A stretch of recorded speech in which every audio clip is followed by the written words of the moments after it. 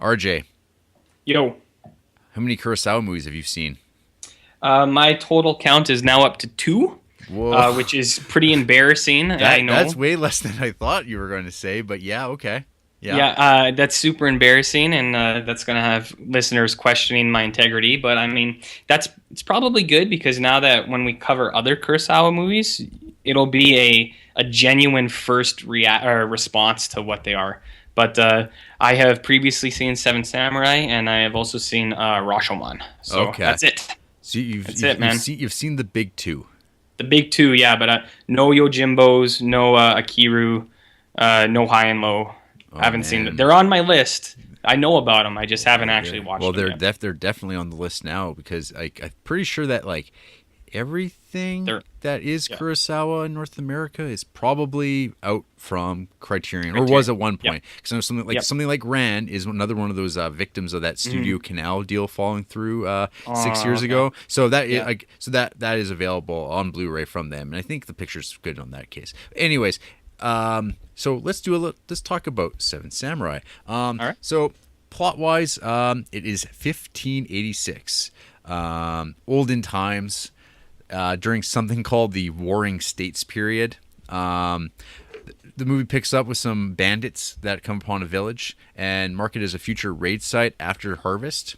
One villager happens to overhear this plan and runs back into the village to warn everyone that this is going to happen. And basically, we get the sense that this is not the first time it's happened; that it's happened many times before. And they're afraid that if this happens, either they're sick of it happening, or that if this happens again, like they're really like in tough times because they have Mm-hmm. no food as is. They're poor, and they're sick of it. They've had enough, and they're not going to take it anymore. RJ. I know. So They they, death wish this bad boy. yeah, Yep. basically. So after they consult with the village elder, who basically says you got to go get some samurais, Mm-hmm.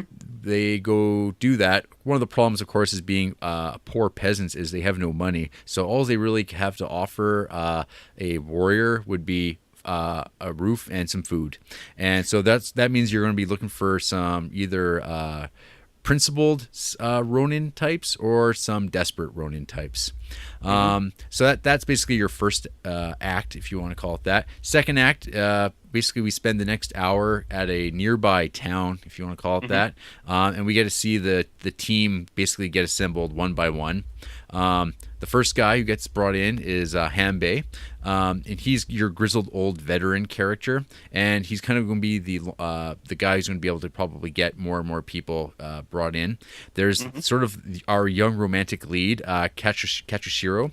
The disciple. Yeah, he's really impressed with Mm-hmm. Hanbei's mad skills, and he wants Mm-hmm. to basically be his understudy, his apprentice.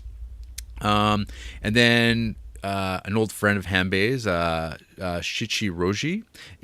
He's I think the only thing I really remember about him is he's a smiling, happy guy. And then Yeah. there's also Gorobai, who when you Google search these guys, they basically look the same. like the- Jarrett. No, they do because they all have that top knot up top, and Yeah. two of them look pretty close. The only ones that really stand out are the standout characters, basically, Yeah. which you'll get to. Well, so then one of the other guys they bring up is Heihachi.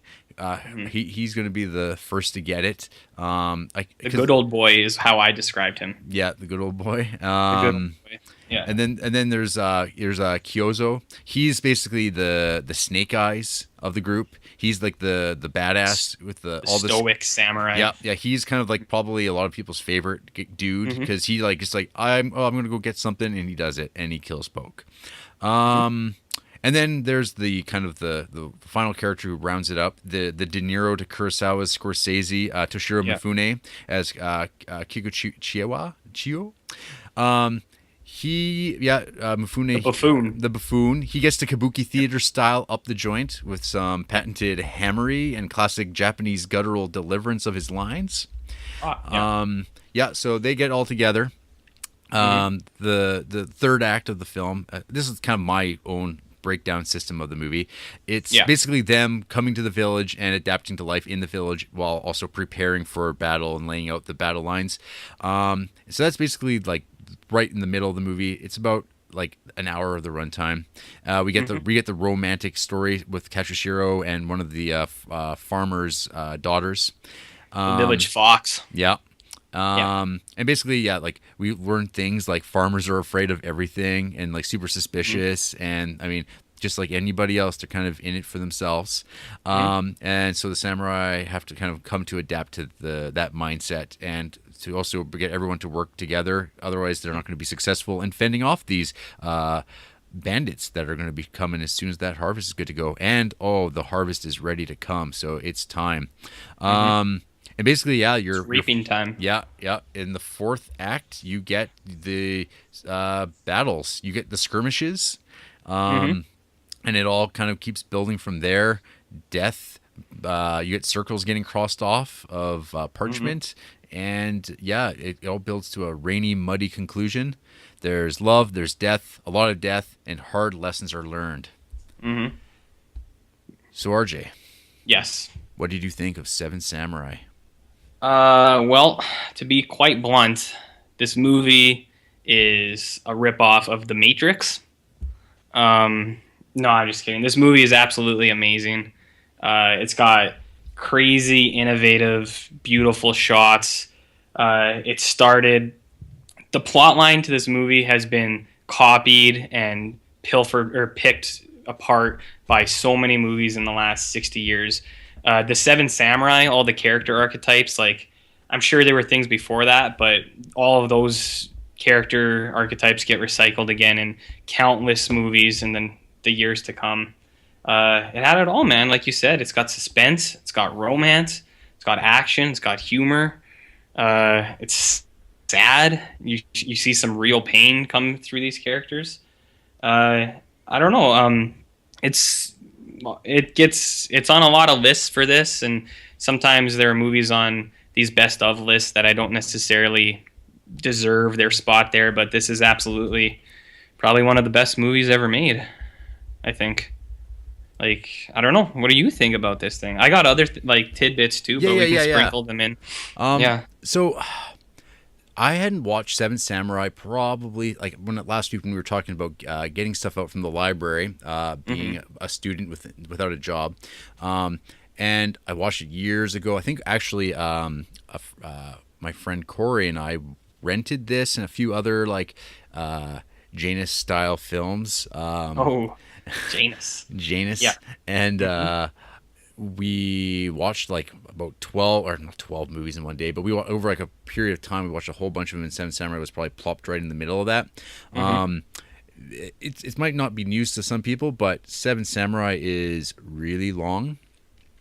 I think it clocks in at 3:27. Yep. 3 hours and 27 minutes. The first essay in the Criterion Collection booklet for this is an essay about time from Kenneth Turan, fitting. and it talks about the film's runtime and how I guess when the film was getting floated to American distributors, I guess it's Toho, they cut 50 minutes out of it like right off the bat because they knew or they figured Americans just would not be able to handle it. Same thing that happened to Batman v Superman. Yeah, it's total horseshit. Like if you cut out 50 minutes of this film, it would be a tragedy because every scene is important and everything has a purpose. Like, I don't know. So okay, I watched it way back when, and I remember liking it, and then but I've I don't know, over the years I've never really had any real need to watch it again. Right. It's just like when I think about it, it's like, oh yeah, Seven Samurai. That movie was like 4 hours long in my mind.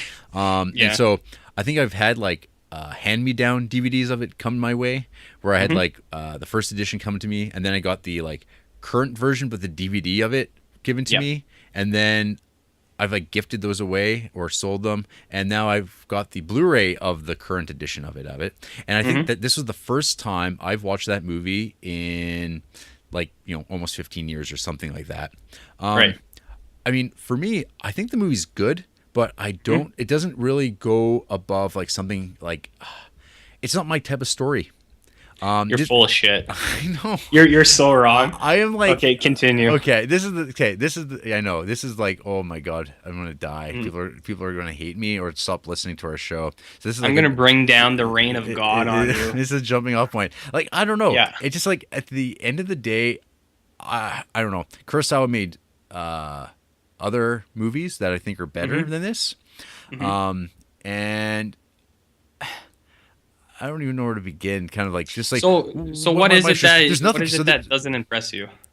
Well, or what is it that doesn't like? There's something there that's not like hooking you. Like, well, what is that? So I watched I watched the movie twice. So I did the rewatch, and then I watched it again with the commentary track, who was done by Michael Jeck. It was like, Michael Jackson. Yeah, Michael Jeck's son. Okay. It was a commentary. So Michael Jeck recorded this commentary back in 1988. It's a really good commentary track. But it seems like the one thing I noticed for me both times I watched it is I really kind of like zone out when they get to the village and are basically making the plans to defend the village, and they integrate into the village in that whole like hour. I just like it just goes on a long time, and I feel like it's just not that interesting for me. Yeah, that's fair. When it starts getting to like I think it's like after they do that, when the samurai do the raid on the bandits like hideout. Yeah. They have their own scouting mission. They go out to bandit hideout. Yeah, they to stir the pot a little bit. Yeah, they hit them first. And until after that point, then when they actually are doing like the first kind of the bandits, then come back and start doing the raid. That's when my interest in the movie peaks more. And I don't know, like there's like nothing really wrong with the movie. Like I'm not like there's just something about it that I never. I mean, for me, it's like if I never watched Seven Samurai again, I'd probably be okay. And there's something wrong with me because obviously the vast majority of people disagree with this. It's amazing actually how popular this movie is. Going back to my good trusted friend of Letterboxd, the film's been viewed by 21,000 people, which is pretty amazing for a 3.5 hour 1954 black and white Japanese movie. It has 824 fans, which is 4% of people who've watched it consider it one of their personal all-time favorite movies. And it also has like an overall rating of 4.5, which I think one of the administrators has a list page that has like the highest rated films on Letterboxd, like that are higher than a 4.0. And when you look at the ratings, Seven Samurai is only second to Godfather. Godfather is the most popular movie on Letterboxd, and Seven Samurai is the second most popular film on Letterboxd. Right. And then, of course, looking at that list, 5 out of the top 10 films on there are all part of the Criterion Collection. Outstanding. Yeah. So what are the other ones, like A Bug's Life? Jefftown? Jefftown, yeah. I forgot. Yeah, good old Jefftown. It's like, I think, less than 50 people who've ever watched it or something like that.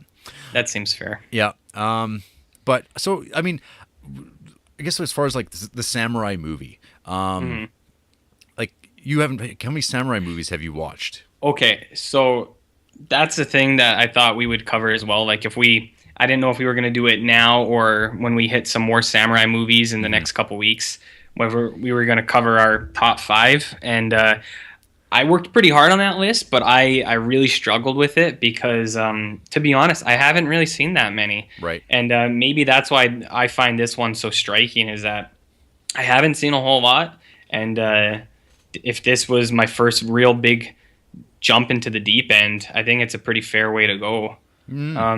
So I don't know whenever we do talk about it, the answer is not many. Okay.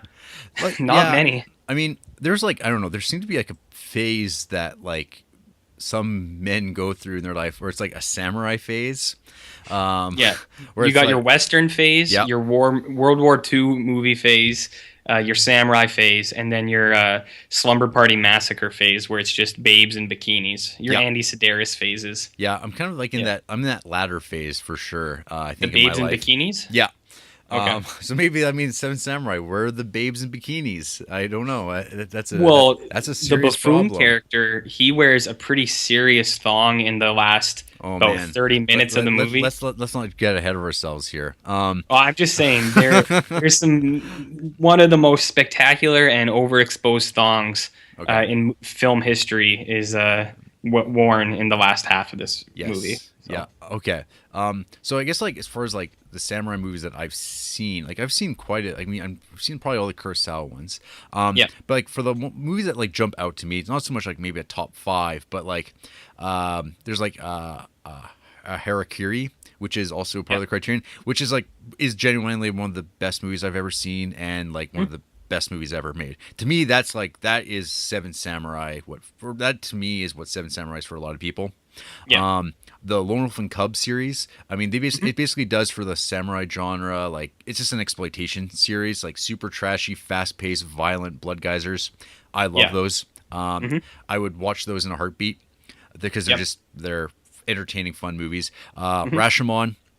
I mean, like some people don't even like. It's funny because like some people say that Seven Samurai was Kurosawa's first samurai movie, but Rashomon's 4 years earlier. So I guess by that, some people don't think of Rashomon as strictly a samurai movie, which is fair. I mean, you don't have to, but I mean, I'd say like I think Rashomon is like also like, it's like that same level as like Harakiri.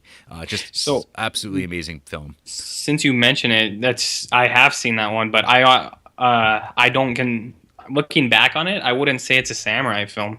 Maybe I'd have to watch it. I've only seen it the one time, but I thought that was more just a character study of the way people interact with each other. Like I thought the samurai element was pretty small in comparison to what the overall theme of that movie is, if that makes sense. There's like because that movie.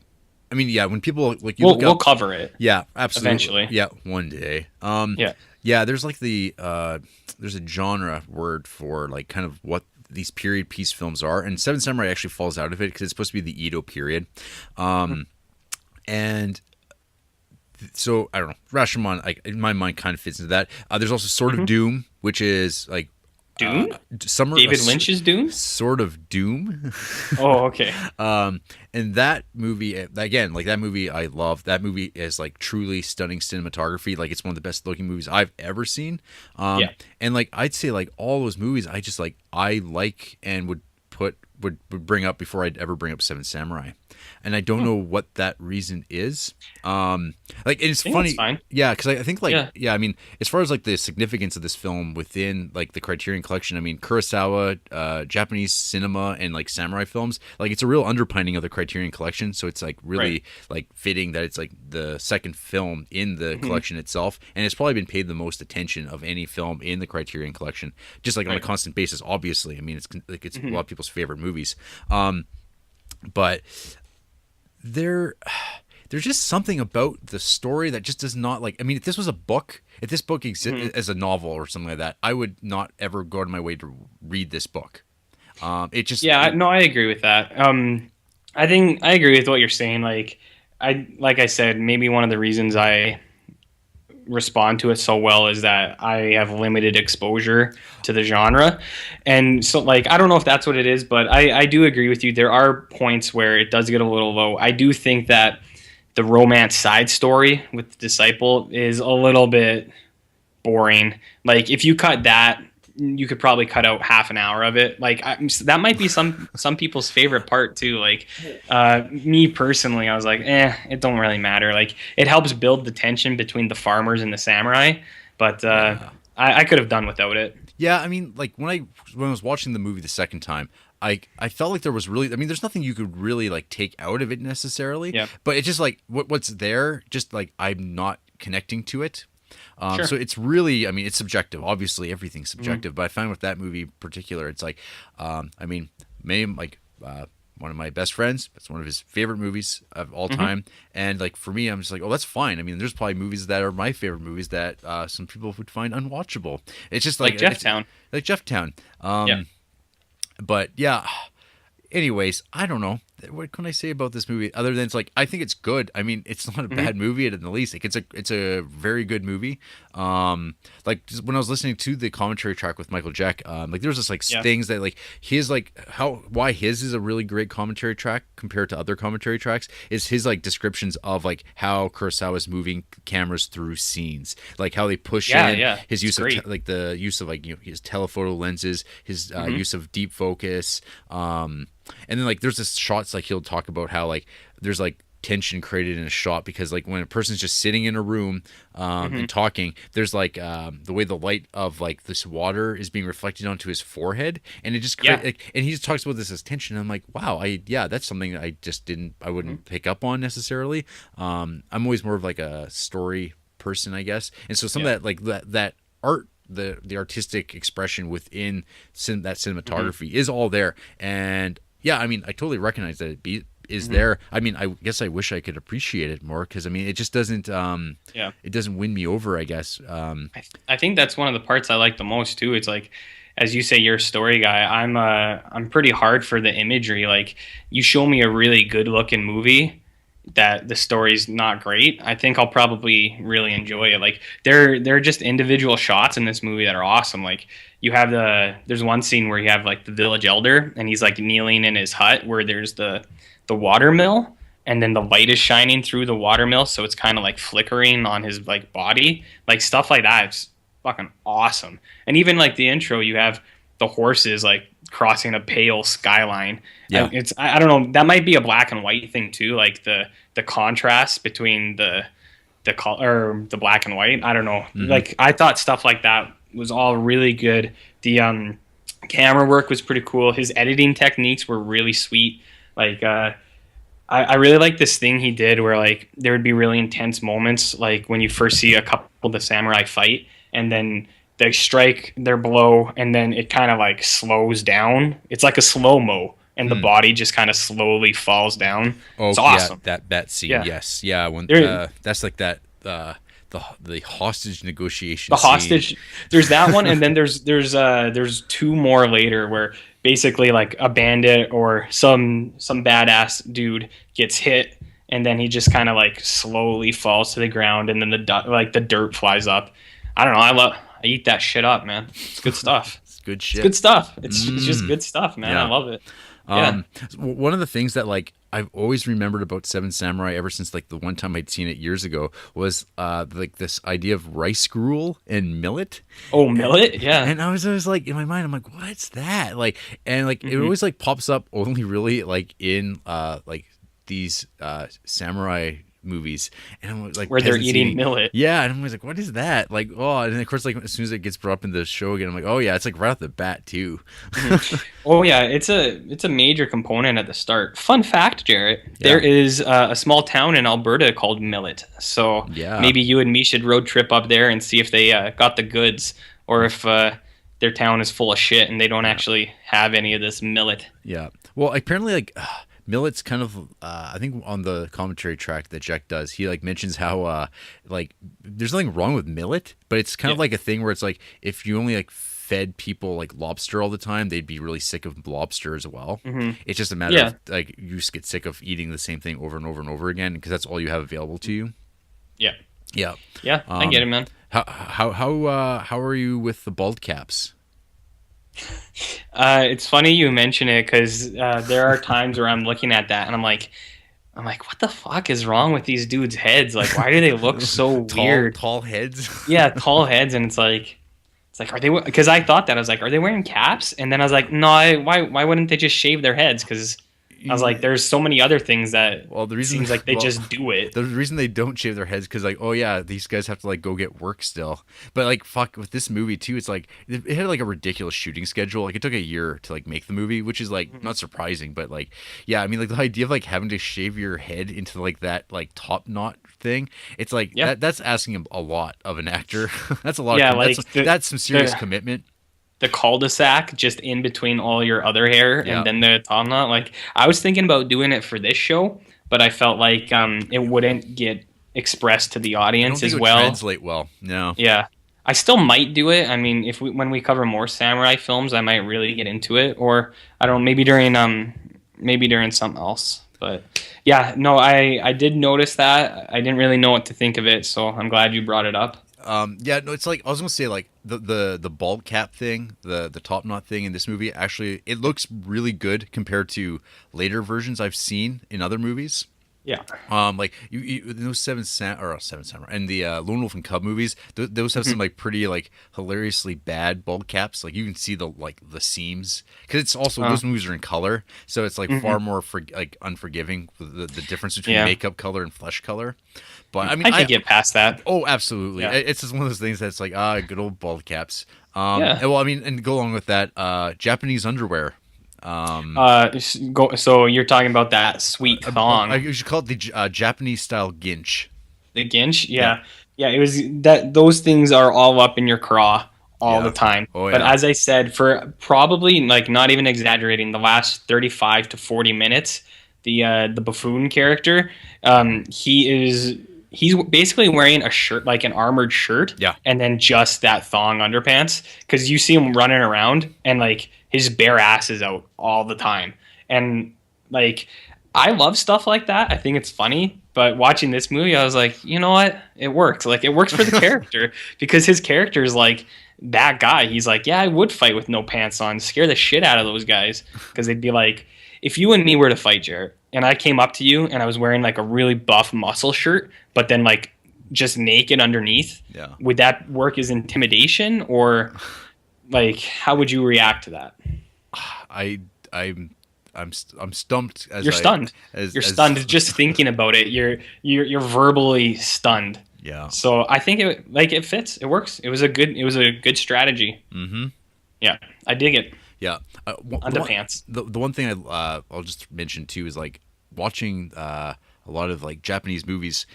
This idea of like cruelty in like characters always like amazes me, especially like. It seems like there's like the scene where when the peasants are kind of waiting to like they're sitting around in that town waiting to assemble their group, and there's like the other guys they're like also like staying at that inn, and they're just assholes, just like heckling pieces of shit, and it's like man, it's like what a horrible world this is. Like and that's like a thorough line in like a lot of these like Japanese Criterion movies that are like period pieces. It's just always just like just cruel people, and I love that. Yeah, they're like you said. There's that scene where they're in one of the first ones. We're in that little hut, and there's like the drunk assholes, and then there's like a fat like slob samurai in there, and they're like, "Want to fight?" And then he's like, "No," and then he like tells the old guy playing the single chord on the guitar. He's like, "Shut up, old man." And then the drunk guy's like, "Hey, grandpa, keep going, man. We're on your side." And then he looks at the fat guy and he's like, I thought that was really funny. So, but no, I know what you mean. They show that again, like when they catch one of the scouts, like of the bandits. Yeah, they catch that scout, and then the entire town is just like prodding him with like sticks, and then like it shows it's like oh look, the tables have turned, and these farmers are fucking cruel. And it's like, but they need to be because you made them like this. Yeah. But I love it because like.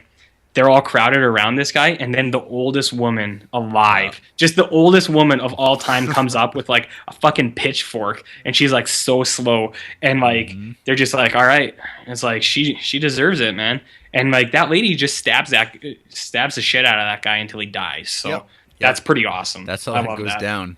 Well, there's like that one bit too, kind of like when they're the middle portion of the movie where they're like doing the plans and like setting things up and training people. There's like the thing where Toshiro Mifune's character, he like pops up with the samurai equipment, like, and it's like, oh yeah, here's some armor, and then they're like, well, where did they get this stuff from? And they're like, they deduce that they would have probably just been like picking this off of samurai's bodies, or like if guys came through injured from wars, they'd just be killing them. And I'm like, well, that's a movie in itself right there. And it's like, it makes sense. And I mean, so actually this thought comes back to me too, where like we were talking about with Grand Illusion last week, how that movie like doesn't really have like that lived in sense of like dreariness that you would think a POW camp would have. It's too clean. Seven Samurai does not have that problem. That's one of the reasons I like this one, and that's, like I said last week, that's one of the reasons I didn't think Grand Illusion really got it, like, because I don't know, Mark of its time or whatever, it was too romantic. Like they just had it too good, and it's like there's no way that's how it would be. Like, it's if you're a prisoner of war or you're a guy who gets shit on all the time, like that sucks, man. And so like that's what you would expect to see, not like dudes hanging out like drinking wine and smoking fancy cigarettes and just living the good life. Because why? Like that's the one big thing I didn't even mention. Grand Illusions. Like why would they want to escape at all? Like they have it pretty good. Well, there is something to that. So there's this idea that, like, it's actually brought up in The Great Escape, where if you're a soldier that's in a POW camp, your duty doesn't end just because you've been arrested. You actually should be actively doing everything you can to like make life difficult for the like the government, like the military that has you imprisoned. So you're supposed to like push their resources. You should be trying to escape just to make them work harder. It's basically you trying to like use their resources so they're not using it on the front. So there's that. Grand Illusion doesn't convey that though. Not at all. You're right. Yeah. So that's the problem. Yeah. Like they go for that, but it doesn't. They never show that like desperation or like the trials of them, like why you would want to do that. Yeah. So it seems more like it's kind of slightly inconvenient to be in jail, and it would be just like a little bit better to not be in jail. So they're like, let's get out of here.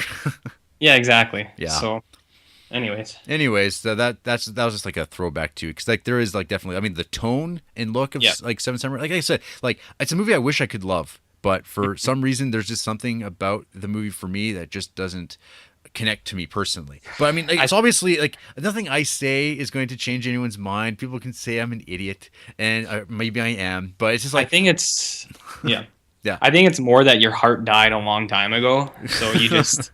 We don't talk about that, man. Yeah. No, I think it's good. I mean, this is more interesting than if you thought it was awesome, too, because we would just be like, hey, how awesome is this movie? So, yeah, I think it's sweet. I think everything you said is fair. Well, like I said, maybe when I see some more of these samurai joints, this one will lose its appeal to me. But I don't think it will. Today, as I watched it, I was like, you know what? This movie's got it all. And 3.5 hours. It is a lengthy endeavor. I'm not going to watch it every year, maybe once in like 10 years, but I think it's pretty good. I like it. I dig it. You dig it. Sweet. I dig it. Yeah. So I guess like as far as one other scene. The one thing that I think is like probably my favorite part of the movie is the whole. They really have a sense of the scale, like a realistic scale of what they have to accomplish, and they lay that out with the scroll of the circles indicating each member of the band, and they have to cross them out one by one. And I love that every time like there's a kill that happens on screen, it matters. It actually really matters. And so like each time someone dies, it matters. And it really builds up the sense of like, okay, there's like, then you have your 7 samurai, and it's like when one of them dies, or even when a peasant dies, like kind of when the horsemen break through in that third volley, they actually make it through, and you're like, oh shit, they're actually killing peasants. Like, damn it. Like that's like that's that turn. Well, I mean, like that. Because you see like 2 of the farmers that like went to recruit the samurai die, and you're just like, holy shit, there's real stakes here. Yeah. Well, can you imagine like watching a like modern action movie where like a death actually counts when like they actually get a guy, or it just seems like there's like the endless stream of dudes coming out of nowhere. Like I think of like one of the probably most popular movies that's like an example that would be like The Avengers, where it's just like wave after like phalanxes of just like CGI robot stuff just coming out of nowhere, and it's like it doesn't matter how many things like Hulk smashes or Captain America deflects the shield. It doesn't matter, like, because it's like it's not going to resolve until the like quick time moment in the video game is triggered, and then this happens, and that's all you're waiting for is the spectacle. Whereas like Seven Samurai, like that movie's like it's not about spectacle.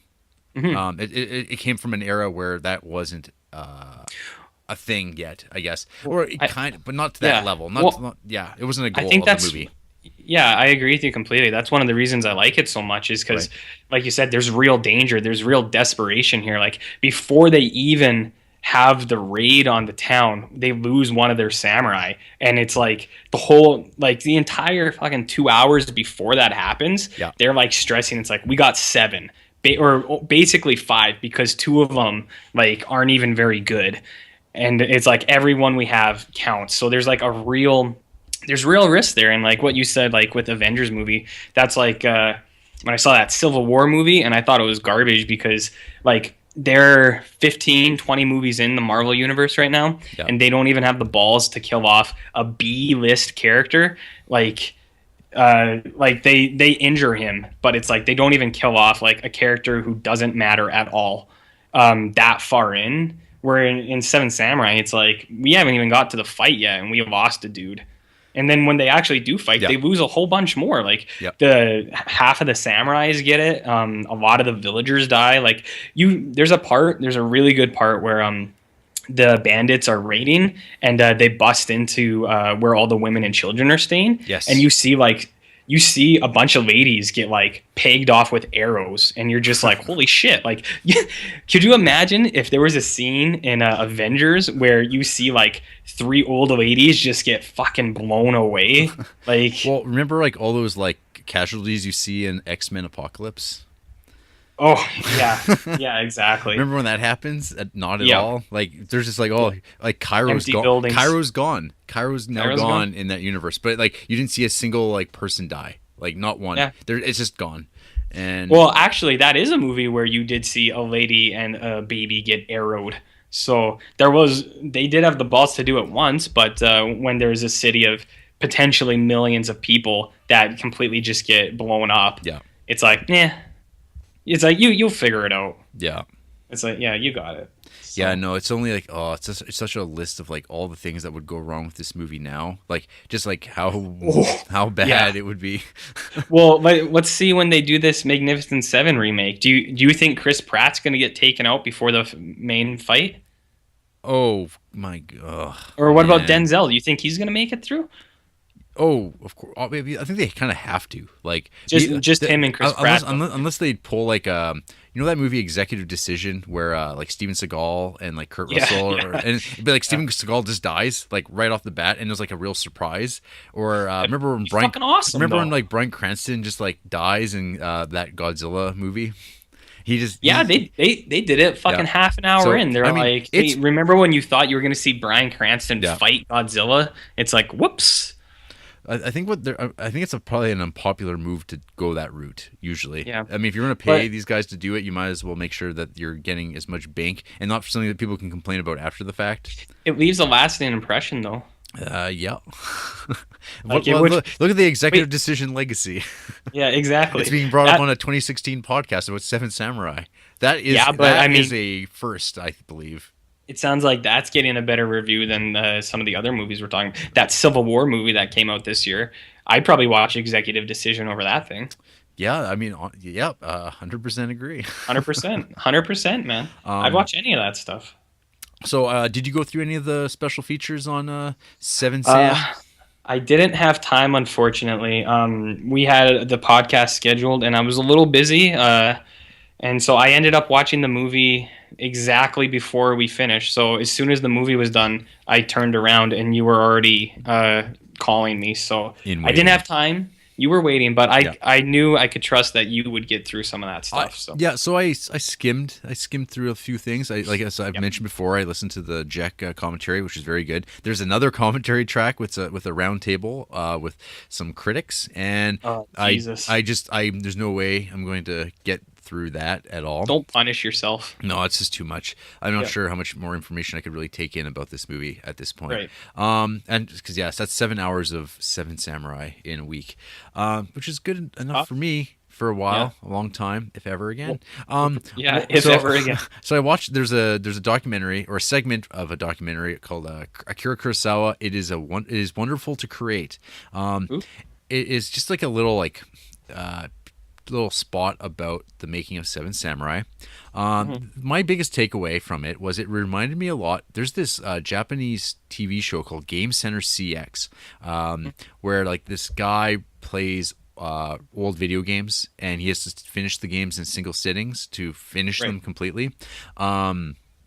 And they sometimes do these like gag show like segments, like just like side little things that they do that kind of like to amuse themselves, because obviously I mean they probably could get away with just like filming him just play video games and edit it together and it would be fine. But I think Popular YouTube channelers. yeah, but they pace out the shows like because they're like 45 minutes or 50 minutes each with like just stuff that they come up with. And like one of the things that they did on the show that like I just like thought they were just making fun of like bad documentary filmmaking, but they actually like based on this like segment, it kind of was exactly the same thing. They're like overwrought and like I guess like in air quotes respectful documentaries, where it's like just like voiceover narration with some flute music over like film stills and like locations and like just talking about I don't know the genius of Kurosawa. There's this one bit that they have this like kind of like overweight Japanese guy sitting in this room, which is I guess like one of the rooms that like Kurosawa with his two co-writers would have come up with the film in.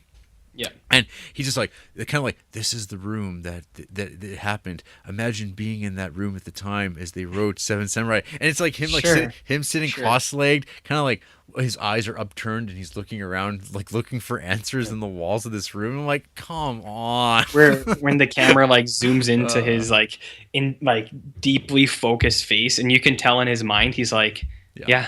They did it. They did it in here, man. It's in the walls. Yeah, it's just like... You can breathe it in, buddy. Yeah. And it's like, yeah, sure. What? It's a room. Who cares? It's a room. Who cares? Yeah. It's like, here's the toilet Kurosawa took a huge shit in. It's like, sign me up. Yeah. When can I go? I started watching. There was like a kind of Criterion in-house made documentary on like samurais. Ooh. And I watched that. Like half of it, and I was kind of like, doesn't sound like it was very good. I've read a lot of like, I mean, I've read like the Wolf and Cub manga. I've read like Blade of the Immortal. I know my Sams. So I was that might be more fitting for someone like me. Yeah, there you go. For the ignorant. Yeah. The ignorant. That's me. That's me. So okay, I guess like as a companion piece, and to kind of follow through with like what when we talked about Great Escape on Grand Illusion, I also made a point of rewatching for the first time in years and years and years Magnificent Seven. So this is another John Sturges semi remake of a Criterion movie. And this one's like from 1960, and so it's a couple years earlier than Great Escape. And it's like, the first time I watched it, I really don't know if I saw that before I saw Seven Samurai. But I really don't remember it being like so beat for beat. Mm-hmm. Like it really is like, wow, this really, because I mean, in the credits it says explicitly that it's a remake of Seven Samurai or inspired by. But I mean, they kind of fuse characters where need be.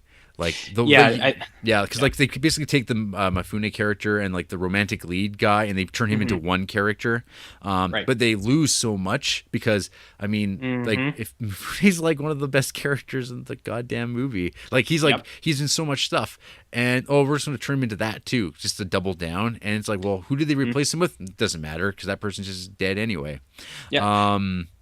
But that's what I thought completely too. It's like it's like you just caught one of the best parts of the movie. Yeah. So, and I actually saw that one of the reasons they advertised it so much as like a remake was, I think Kurosawa said he was like, he's like, I don't really like it that much, and like there was like a little bit of a tiff between the people, so they're like, we should pay homage to the movie that we basically copied. Yeah. Oh, and so this is like reading what I wrote here, but then like I just thought of something off the top of my head. Like the movie's like, so Magnificent Seven's like a real burial of poor people.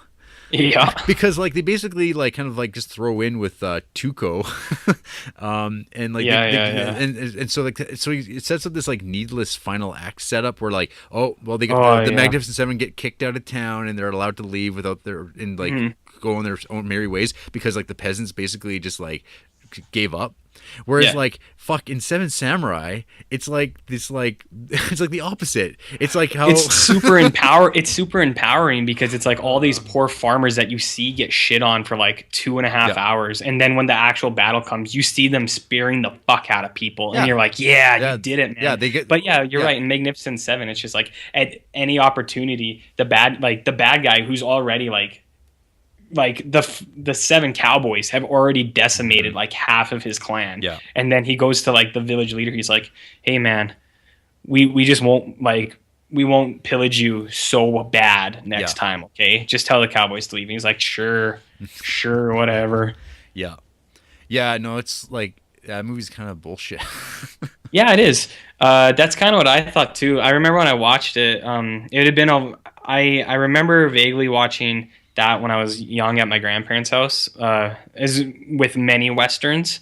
So the first time, so that I watched it for the first time this year, which was probably at least 20 plus years since I had actually first seen it. So it was basically a first watching, and I thought that too. I was like, I remember this being like better. I don't know. It did have Charles Bronson in it though. Oh, yeah, it has Charles Bronson in it. That'll make any movie better. But yeah, other than that, I was just like, I was like, I kind of wish this was as good as I had remembered it being. Yeah, as a little kid. Yeah, it's another like example of like it's like dad cinema. It's one of those movies that like I think a generation of people will just have real fond memories of it. And I don't know, like John Sturges just I don't think he's not much of a director. Yeah. Like I don't know what it is about him. Because I remember like he made a Bad Day at Black Rock, which it's been years since I'd seen that movie, but that movie I remember being pretty good. But everything else from him, he's like kind of like he's okay. He knows like he's all right. he likes his wide shots. He really likes to take advantage of wide compositions and stuff like that. But man, Steve McQueen strikes again, and he's awful. Steve McQueen is not a good lead. No, he's just like for that. Yeah, he's just like he could be anybody at all in these like movies. James Corbin is in that movie for like a little bit, and he's way better than Steve McQueen even. He's so much cooler. He's like picking his teeth with a knife, and you're like, all right. Well, yeah, because he gets to be he's the Snake stoic. He's Snake Eyes. Snake Eyes. Yeah, and then poor Bronson. You know, okay, he's the good old Bronson's the good old boy. You know what's also okay? Magnificent Seven. Here's another thing too. So in the like big final battle, you don't even see the guys who kill like James Coburn or Charles Bronson. They get get shot like their assailants get shot or shoot at them like off camera, and then they just go and they fall over. And it's like that's not at all how you stage action. Like there should be some tension in it. Like I guess there's like a randomness. Like you probably wouldn't see who's going to shoot you in a gunfight, but you know what? That's because that's reality. And Magnificent Seven is a movie, and you can like control those things. And it's super anticlimactic. Yeah, there's just like we have to make sure only 3 of these guys are left, or only like because that's what the other movie did. And so you just get dead. So here's the thing too. Like since I just finished watching it. They do something similar with the Dead Samurais and Seven Samurai. Like they get killed by guns by off screen, kind of off screen. Yeah. Like one of them is off screen, but it's way more effective in Seven Samurai because the entire movie it's just dudes with swords, right? And then they make a point where it's like, the bandits have like 3 muskets. Yes. Like we got to get those fuckers. Yeah. So like there's it's a common thread, and before like the last 20 minutes. They have 2 of them. And then one of like the badass samurai, he gets hit by a musket off screen. And then you see like the disciple character, he's just like screaming because it's like, yeah, that really sucks that this guy who was probably the best warrior out of all of them just gets shot. Yeah. But like it means something in Seven Samurai. Oh yeah, well because there's a contrast between the guns, like the gunplay and the swords and stuff like that. Absolutely, bro. Yeah, no, I mean, I don't know where I thought I had a note about that, but yeah, no, for sure. Like swords are way more interesting than guns battles, at least like in that type of story, because there's like you have to actually get characters up close and personal to actually have an interaction. And what's a mark of a real man? Yeah, exactly. There's it tests them, and like it shows like who's better basically. Yeah, and then like and of course then in the backdrop of that battle is that they have ranged weapons, and those can come in at any time, and you can just get picked off like arbitrarily, and there's that danger in that, and there's always an undercurrent of tension. Whereas in Magnificent Seven, I mean, because everybody has guns.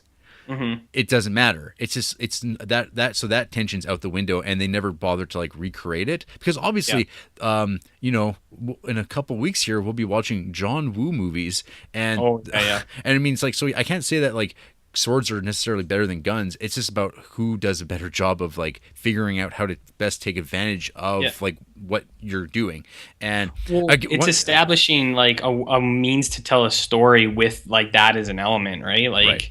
It's easy, or it's like you said, who's better at doing it? Who's a better storyteller? Yeah. How do you work it in better, So, basically? I guess there's a one in the plus column for old Kurosawa. Yeah, there's one there. And it's like I was saying earlier, like I feel like this movie was super influential to Well, yeah, like of course. so many movies because of like the plot, the character archetypes, and then so even as we were talking about Magnificent Seven, like a lot of movies like take elements from Seven Samurai, but there are movies that like things that actually just do a complete copy. Magnificent Seven, A Bug's Life, like I said, A Bug's Life is Magnificent Seven, and that movie is pretty fucking rad. I'd watch that over. Or A Bug's Life is Seven Samurai, but I'd watch that over Magnificent Seven any day of the week. Yeah. And actually, so I just started. I do audiobooks at work and at the gym, and I just started Stephen King's Dark Tower 5, The Yep. Wolves of Kala. And I think it's 25 hours, but the first hour and a half in, it is Seven Samurai. Exactly. There's wolves coming and they're going to steal the village children. So they got to go out there and get gunslingers. So even Stephen King did it in his fabled Dark Tower series. Like this movie has been copied so many times. It's unbelievable. It sounds like you just said even Steven. Yeah, even Steve, that old chestnut. So Yeah.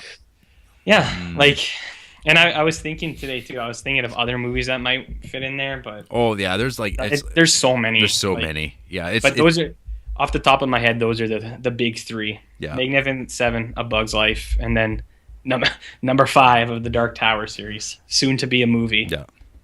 Yeah, no, and like that. I think the one bit too. I think Roger Ebert. He mentioned like basically the scene with Hanbei when he like basically does that like the hostage negotiation scene where they do the setup. I mean, like, that thing is like, Fuck yeah. who knows how many times that's been emulated, and if that was if Seven Samurai was the first time that trick was ever used. But like just like the guy who plays him, Takashi Shimura. Like I've seen that guy in so many fucking things like the last year or so because I watched like the Godzilla movies because he's in those and he's in like whatever 15 or 16 Kurosawa movies. He's great. He's got such a look to him because he's a Kiru, he's in Yojimbo, he's in Rashomon. He's grand. But yeah, so that whole scene, That dude rules. Where, like that moment of him like he's a different kind of samurai. Yeah, Plays I by his know own what you mean. samurai rules. It's. But I mean, if all I had there. saw that like when this first came out, or if I had saw that one first instead of an onslaught of copycats, like, do you know what I mean? Like, it would leave a more lasting impression, I think. Yeah. But yeah, I bought it. I was like, yeah, this dude is badass. Motherfucker shaved his head for or just to play the monk, man. And then he did it. And because of the film's ridiculous shooting schedule, you get to see his hair grow back. Yeah. Well, I feel like, so when they're in the town, it's only a couple days, but when they like go and train the farmers, it feels like at the very least it was like 2 weeks. Right. So you can kind of like play it off. It's like, yeah, I guess hair could grow in 2 weeks. Oh, stubble at least. Of course it does. Yeah, no, it's all done very naturalistically, not in a way that stands out. But you become aware of it. I think just because I was reading that Kenneth Turan essay. Yeah. It's not the case. Yeah. Sorry. Oh, I was just going to mention, maybe to wrap things up. I read a couple of because I was curious because like it's like I'm like, who hates Seven Samurai? Like, who hates this movie? Because it's like those people have got to have a story to tell, or they're like Armand White types that are just like trolling the internet. Here's a couple ones that I will like to read. This is a 1 1/2 star review from an author named Doomsday. Seven Samurai is an interesting film. Interesting in the sense that it might be the most racist backwards film I've ever seen. What? Yep. That's dumb. Yeah, okay. And then there's this one from a fella named Paul Saldner. He gave it 1.5 stars. His favorite movies are The Matrix and all 3 parts of the Lord of the Rings trilogy. Well, he's got one right in there. Okay, so I guess so. This is his review. This is another one of those films praised to be to the high heavens by the monocle wearers as some sort of cinematic masterpiece that all other films should look up to. Not surprisingly, it's actually shit. Oh, God. That guy's... I could go on. Like he wrote a lot. Like don't give this guy any more credit. You don't want to bring him on the show. No, this guy's full of shit. Okay, so he calls. I genuinely love this movie, and he's calling me a monocle. He's saying yeah. You're just like Ralphenstein last week. Ralphenstein. Yeah, he's calling me a monocle wearing motherfucker. Yeah. But I'm also the dude who was talking about how one of my favorite pieces of cinema in the last 5 years is Ben Affleck working out. So. He's wrong, is what I'm saying. I am the contrary opinion to him. No, you know what? I want to go deep on this. If it sucks, we'll just edit it out. Okay, right from the beginning, it looks really cheap. Noticeable are the ridiculously obvious bald wigs everyone is wearing. Some of the worst prosthetics I've ever seen on film. This movie was made in 1954, but it looks like it was made in 1924. The film quality is really subpar for the mid-50s. There is tons of sped-up scenes, even just simple ones, and about a third of the movie is just silent. Not dialogue, no music, no sound effects. It's unbearably obvious that the dialogue is recorded later, as many times it's not in sync. And other times, people speak to each other with no sound. The acting is truly god-awful. There may be one or two roles that are well done, but 90% of the film is done in stupidly cartoonish overacting. Everyone screams and shrieks and jumps around like children on speed. It's horrible. The action is next to non-existent, and when it is there, it's cartoonish, half-baked, and anticlimactic, and running around fighting in the rain with no pants on to self. The story is so cliche-ridden that it's a joke. The samurai are insanely stupid, constantly alerting the bandits to their presence during sneak attacks. The love plot is one of the worst love plots ever written. 4 out of the 7 die, and you feel absolutely nothing. The film is 3.5 hours long. It's like Kurosawa heard about Hollywood's long epics and wanted to do the same, except he forgot to make it epic. It's just boring. All of it. This is one of the most overrated movies ever made. The less people who feel forced to watch it, the more chance of it getting lost to history there is, which really needs to happen. I can't even give it 2 stars. Jeez. This guy's a piece of shit. That's the dumbest fucking thing I've ever seen. Or ever even heard. He's wrong completely on all fronts. I think you know why. I've just spent the last hour discussing everything he basically said. I talked about in the last hour about why it is good. Mm-hmm. So I guess, you know what? Why don't you go and you be the judge of that? But this guy's talking about cliches, and I guess it can't all be Return of the King, hey? One of his favorite movies. Yeah. With can. The 2-hour CG dump in the middle there. Oh, God. Yeah. Well, that guy sucks. Yeah. Paul Soldner, you're welcome to join the show any day to discuss your thoughts and review of Seven Samurai. And hopefully that dark day never happens. Anyways, I think that sums up our discussion on Seven Samurai. Unless you have any closing remarks. No, I just think that guy sucks. And this movie rules with a Z. So that's it. There you have it. Put that on a t-shirt. Mm-hmm. Well, after the break, we'll hear from us again, I guess. Or, I don't know. Maybe. I'm still here, I might get bored. We'll just keep talking and talking some more.